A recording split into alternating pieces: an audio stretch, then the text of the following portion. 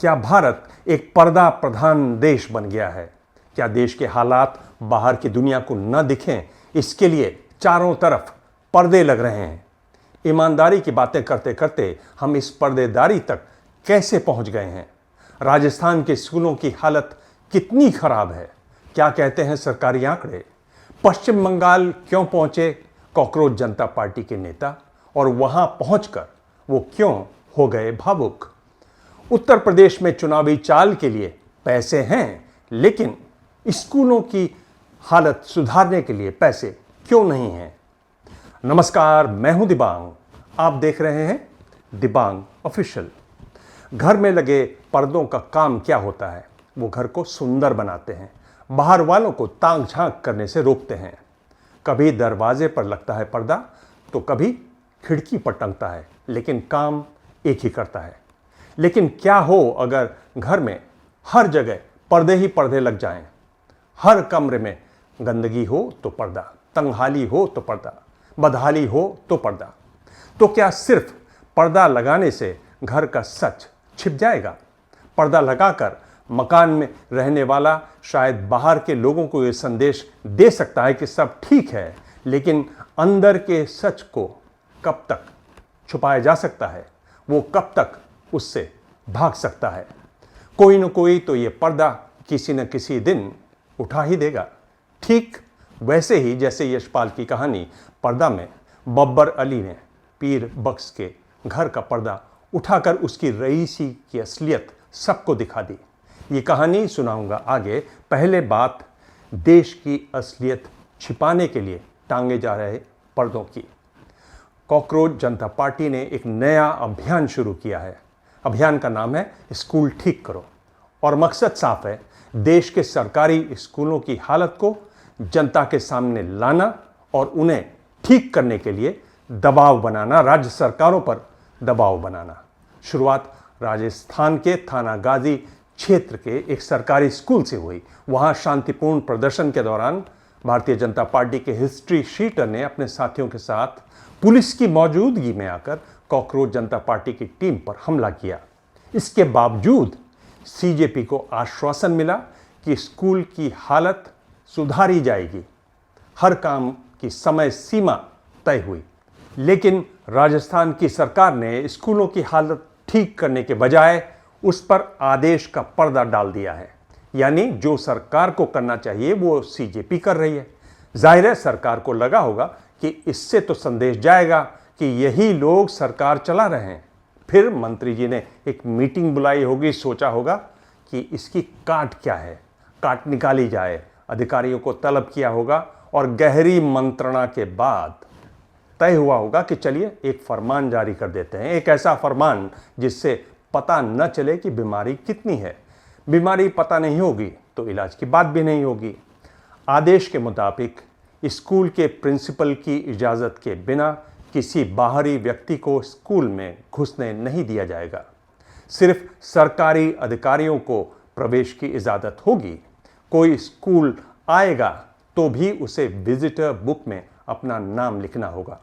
कोई भी व्यक्ति प्रिंसिपल या टीचर्स की मौजूदगी के बिना स्कूल की लैब, लाइब्रेरी, खेल का मैदान या शौचालय में प्रवेश नहीं कर पाएगा। बिना प्रिंसिपल की इजाज़त के किसी भी व्यक्ति को स्कूल में फोटोग्राफी या वीडियोग्राफी की इजाज़त नहीं होगी। कोई भी व्यक्ति इंटरव्यू, वीडियो रिकॉर्डिंग या ऑडियो रिकॉर्डिंग नहीं कर पाएगा। और अगर कोई व्यक्ति बिना इजाज़त के स्कूल में घुसता है और परिसर छोड़ने से इनकार करता है या फोटोग्राफी, वीडियोग्राफी या इंटरव्यू करने की कोशिश करता है, तो प्रिंसिपल फौरन पुलिस को सूचित करेंगे ताकि ऐसा करने वाले व्यक्ति के खिलाफ कानूनी कार्रवाई हो पाए। इस आदेश के फौरन बाद सीजेपी ने भी चुनौती स्वीकार कर ली। कहा पुलिस को केस करना है करे, हम स्कूल ठीक करवाएंगे। राजस्थान अगस्त 2025 एक सरकारी सर्वे में 86,934 सरकारी स्कूल क्लासरूम्स पूरी तरह जर्जर पाए गए। हालत इतनी खराब थी कि राजस्थान हाई कोर्ट ने इन क्लासरूम्स के इस्तेमाल पर रोक लगाते हुए उन पर ताला जड़ने को कहा और बच्चों को उनमें प्रवेश न देने का आदेश दिया। उसी सर्वे में 63,018 सरकारी स्कूलों में से 5,667 स्कूल पूरी तरह से असुरक्षित पाए गए।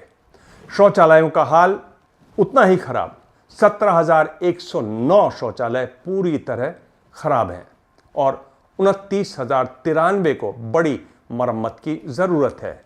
ये सब तब सामने आया जब जुलाई 25, 2025 को झालावाड़ के पिपलौदी स्कूल में छत गिरने से 7 बच्चों की मौत हो गई और जनवरी 2026 में विधानसभा में सरकार ने बताया कि राजस्थान के 45,365 सरकारी स्कूलों में से 41,178 स्कूलों को बड़े पैमाने पर मरम्मत की जरूरत है। लगभग 11% स्कूल ऐसे हैं जिनमें छात्र छात्राओं के लिए शौचालय हैं ही नहीं।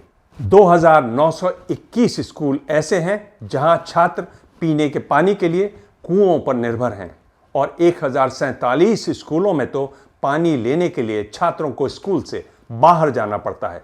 7,200 स्कूल ऐसे हैं जिनमें सिर्फ एक टीचर है, लेकिन सरकार को अपने आंकड़ों पर आदेश का पर्दा डालना है तो डालना है।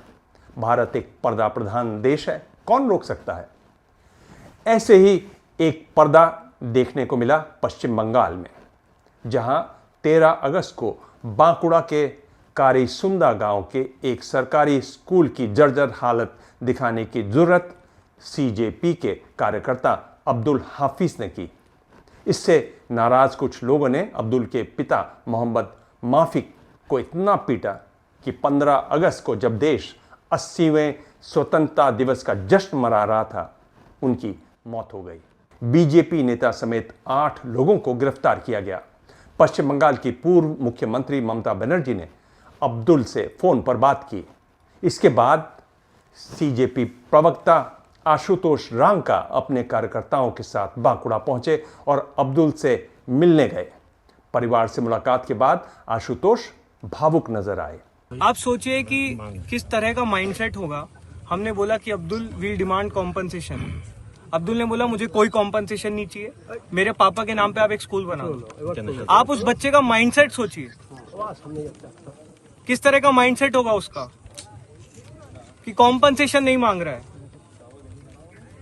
उसकी दादी अभी मेरे को ये बोली कि उसकी दादी बोली कि अब्दुल जिम्मेदारी है तुम लोगों की, और बोल दिए कि इनकलाब जिंदाबाद जीत तुम लोगों की होगी। आप सोचिए किस तरह की परवरिश रही है अब्दुल की और किस तरह के पिताजी रहे होंगे अब्दुल के। अब्दुल के माताजी कह रही थी कि इस घटना के पीछे लोकल एमएलए का भी खास रोल है। एक सेकंड, निर्मल डाड़ा जो यहाँ का लोकल एमएलए है, जो खुद को बहुत बड़ा गुंडा मानता है, उसका पाला अभी तक इस देश के कॉकरोचेस से पड़ा नहीं है। सही बात। और भाजपा के जितने भी गुंडे घूम रहे हैं पूरे देश भर में, उनको आखिरी वार्निंग दे रहे हैं, सुधर जाओ वरना सुधार दिए जाओगे। सही बात। सीएजी की रिपोर्ट के मुताबिक पश्चिम बंगाल में 520 स्कूल ऐसे हैं जहां एक भी शिक्षक नहीं है। वहीं यूडीआईएसई के आंकड़ों के मुताबिक 2024-25 में 6,482 स्कूल ऐसे हैं जहां सिर्फ एक शिक्षक तैनात है। 2023-24 में 3,254 स्कूल ऐसे थे जहां एक भी छात्र नहीं था, लेकिन इनमें 14,627 शिक्षक तैनात थे। समझिए इस आंकड़े को। और सीएजी के मुताबिक अपर प्राइमरी से हायर सेकेंडरी तक पहुंचने से पहले विद्यार्थियों की संख्या में 28 से 42% तक की कमी दर्ज हुई। ममता बनर्जी भले ही अब्दुल से बात कर रही हों, लेकिन शुभेंदु अधिकारी के साथ साथ उन्हें भी बताना होगा कि इतने साल उनकी सरकार में क्या हुआ। शुभेंदु अधिकारी खुद ममता सरकार में 2016 से 2020 तक मंत्री रहे। बड़ा सवाल है कि क्या यहां भी पर्दा डाल दिया जाएगा। जो आदेश राजस्थान सरकार ने जारी किया है, वैसा ही पश्चिम बंगाल की सरकार भी करेगी, क्योंकि पर्दा डाल दिया जाएगा तो सबको यही लगेगा कि अंदर सब ठीक है। उत्तर प्रदेश की राजधानी लखनऊ के दुबग्गा में जयप्रकाश नारायण सर्वोदय बालिका विद्यालय की छात्राओं ने अपनी मांगों को लेकर एक बार फिर प्रदर्शन किया। छात्राओं ने मानव श्रृंखला बनाई, रास्ता रोका और स्कूल में टीचर्स की नियुक्ति की मांग की। उनका कहना है कि स्कूल में जितने टीचर्स होने चाहिए उतने हैं ही नहीं, जबकि बोर्ड एग्जाम सिर्फ 5 महीने दूर हैं। छात्राओं ने 8 किलोमीटर तक दौड़ लगाकर अपनी मांगें रखी। इससे पहले 14 अगस्त को भी इन छात्राओं ने प्रदर्शन किया था। हालांकि अब स्कूल की प्रिंसिपल ने छात्राओं की मांग पर कार्रवाई का भरोसा दिया है, लेकिन सच ये है कि उत्तर प्रदेश में 2017 के बाद से 26,000 स्कूल बंद हो चुके हैं। यूपी के शिक्षकों के 2 लाख से ज़्यादा पद खाली हैं। 2025 की द हिंदू की एक रिपोर्ट बताती है कि शिक्षकों की कमी के बावजूद शिक्षक भर्ती के लिए एक भी वैकेंसी नहीं निकाली गई। यूपी के स्कूलों में छात्रों का एनरोलमेंट 14% से ज़्यादा गिर चुका है, यानी 14% कम, यानी करीब 51 लाख छात्र ऐसे हैं जिन्होंने स्कूल जाना छोड़ दिया। 30,000 स्कूल ऐसे हैं जहां बिजली नहीं है। यूपी में सिर्फ 64% छात्राएं प्राइमरी तक अपनी शिक्षा पूरी कर पाती हैं, जबकि सेकेंडरी तक पहुंचते पहुंचते ये संख्या 49% तक रह जाती है। अब लाखों छात्राएं भले ही स्कूल छोड़ने पर मजबूर हों, लेकिन चुनाव से ठीक पहले महिलाओं को 50,000 रुपए देने का पर्दा है ना। सरकार वोट हासिल करने के लिए हजारों करोड़ रुपए महिलाओं पर खर्च करेगी, लेकिन वही पैसा लगाकर छात्राओं के स्कूल ठीक नहीं कराएगी। यही सरकारों की खासियत है, सभी सरकारों की यही खासियत है। बंगाल, राजस्थान, उत्तर प्रदेश जैसे राज्य तो वो सिर्फ छोटी छोटी खिड़कियां हैं जिन पर पर्दा टांगा गया है, लेकिन लगभग यही स्थिति पूरे देश की भी है। सरकार ये तो बताती है कि हम 6ठी सबसे बड़ी अर्थव्यवस्था है, लेकिन ये नहीं बताती कि प्रति व्यक्ति आय के मामले में हम दुनिया में 127वें नंबर पर हैं। सरकार नई शिक्षा नीति लाएगी, लेकिन ये नहीं बताएगी कि 10 साल में 94,000 सरकारी स्कूल बंद हो चुके हैं। सरकार पेपर लीक रोकने के लिए कानून सख्त बनाएगी, लेकिन ये नहीं बताएगी कि एनटीए पर क्या एक्शन हुआ, उसके डायरेक्टर और चेयरमैन के खिलाफ क्या कार्रवाई हुई। ये नहीं बताएगी कि एनटीए को यूजीसी नेट के 3 पेपर फिर से कराने पड़े।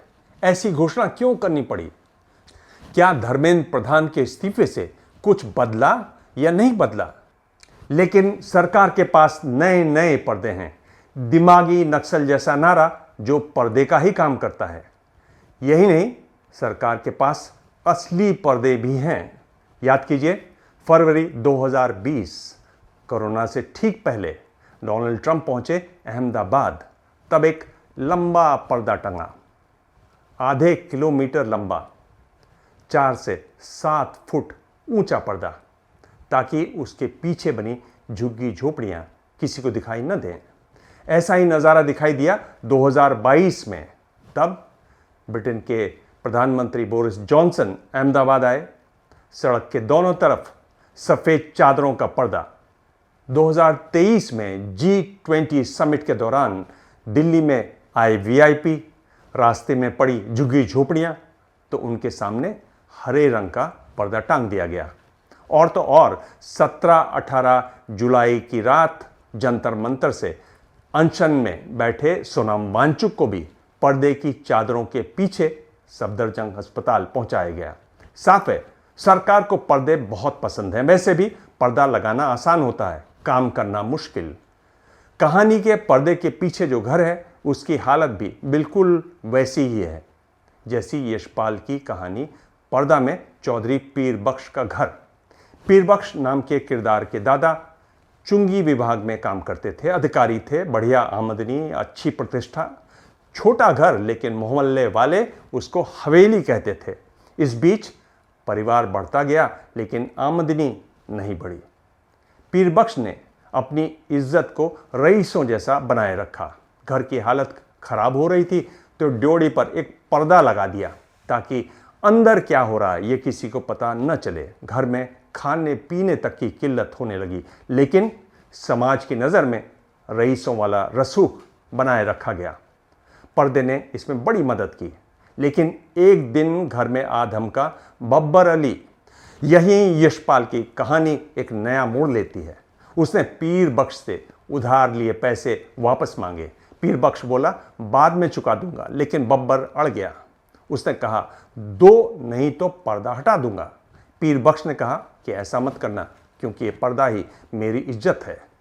लेकिन बब्बर नहीं माना। उसने पर्दा खींच दिया, पर्दा हटा, पीर बख्श बेहोश हो गए। घर की महिलाएं इधर उधर भागने लगी। पीर बख्श को जब होश आया तो समझ में आया कि इज्जत का दिवाला निकल चुका है। मोहल्ले ने देखा कि जिसे वो हवेली समझते रहे वो जर्जर मकान निकला। आज सत्ता में बैठे नेताओं ने भी देश की हालत पीर बख्श के मकान जैसी कर दी है। पर्दे टांग दिए हैं। 2047 के विकसित भारत का पर्दा। वो अलग बात है कि उसी पर्दे के पीछे 82 करोड़ लोगों को आज भी मुफ्त का राशन खाना पड़ रहा है। कोई सवाल करे तो दरबारी मीडिया तुरंत उसके पीछे दौड़ने लगता है। ये बताने लगता है कि देखो देखो, ये दिमागी नक्सल देश के लिए कितना बड़ा खतरा है। और इसी कवायद को समझने के लिए हमें बिहार के मोतिहारी जाना होगा, जहां मशहूर लेखक जॉर्ज ऑवेल का जन्म हुआ। उन्होंने अपनी मशहूर किताब 1984 में बताया है कि कैसे टोटलिटेरियन सरकारें स्वतंत्र सोच को दबाने के लिए एक खास तरह की भाषा का इस्तेमाल करती हैं। उन्होंने इसे थॉट क्राइम कहा, यानी सरकार के खिलाफ सोचने भर को अपराध बना देना। इसी तरह वो न्यू स्पीक का भी जिक्र करते हैं, जो उनकी किताब में एक काल्पनिक भाषा है। वो काल्पनिक राज्य की कहानी बताते हैं। कहते हैं कि उसकी सरकार हर साल शब्दकोश में से कुछ शब्द हमेशा के लिए मिटा देती थी। ऐसा ही शायद हमारी सरकार भी कर रही है। और जो पुराने शब्द सरकार को परेशान करते हैं, सरकार उन्हें मिटाने की कोशिश करती है, जैसे आंदोलन, आज़ादी और हक। आज हमने आपको राजस्थान से बंगाल, बंगाल से यूपी, यूपी से देश भर तक का सफ़र इसलिए कराया ताकि आप समझ पाएं कि पर्दे के पीछे क्या खेल हो रहा है। हमने आपको यशपाल और जॉर्ज ऑवेल के किरदारों से भी मिलवाया ताकि आप समझ पाएं कि दिमागी नक्सल जैसे शब्दों से स्वतंत्र विचारों को कैसे खत्म किया जाता है। हालांकि हमें इस बात की खुशी है कि कल हमने दिमागी नक्सल के जवाब में दिमागी पैदल शब्द का इस्तेमाल किया और आज हमारा वो शब्द सोशल मीडिया की बहस में शामिल हो गया। लेकिन शब्दों के शामिल होने से कहानी नहीं बदलेगी। कहानी बदलेगी पर्दे के हटने से, और ये वीडियो भी उसी कोशिश का एक हिस्सा है। आपको आज का वीडियो कैसे लगा ज़रूर बताइएगा, संदेश भेजिए।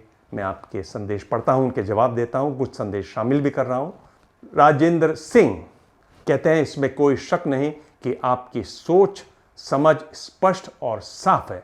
साधारण समझ का व्यक्ति भी बातों को आसानी से समझ सकता है। Thank you Dibang sir. Rajendra ji बहुत बहुत धन्यवाद। आपको मेरी बात पसंद आ रही है, समझ में आ रही है। और विशेष धन्यवाद मिलिंद अवार्ड को, और हमारे एक और दर्शक हैं डॉक्टर सैयद फरीदुद्दीन अहमद। फरीदुद्दीन तो नहीं है ये नाम। आप दोनों को बहुत बहुत धन्यवाद। आपने भरोसा किया, उस भरोसे का बहुत बहुत धन्यवाद। अगला संदेश है दीनानाथ प्रसाद का, और ये कहते हैं तर्क, विज्ञान, जागरूकता, बुद्धिमत्ता को बढ़ावा देना चाहिए। हमारा देश आगे बढ़ेगा, कुपरंपरा और अंधविश्वास दूर होगी। इसके लिए शिक्षा, स्वास्थ्य, पर्यावरण, आधारभूत संरचनाओं पर ध्यान देने की आवश्यकता है। बहुत सही कहा, पूरी तरह से सहमत हूँ। बहुत बहुत धन्यवाद। और ये है महबूब शेख, कह रहे हैं दिबांग जी आपकी पत्रकारिता का अंदाज बहुत बेबाक है, न लेफ्ट न राइट। कबीर मुझे बहुत पसंद है। कबीर साहब का एक दोहा है ना, कबीरा खड़ा बाजार में मांगे सबकी खैर, न काहू से दोस्ती और न काहू से बैर। मैं हमेशा यही फॉलो करता हूँ। आगे ये है इंडियन, कहते हैं देशवासियों को सच्ची खबरें और विश्लेषण दिखाने के लिए आपको बहुत बहुत बधाई। और देश के लिए सबसे बड़ा खतरा दिमागी पैदल लोग ज़्यादा नुकसानदायक हैं। हमें उन मूर्खों को ही समझाना है।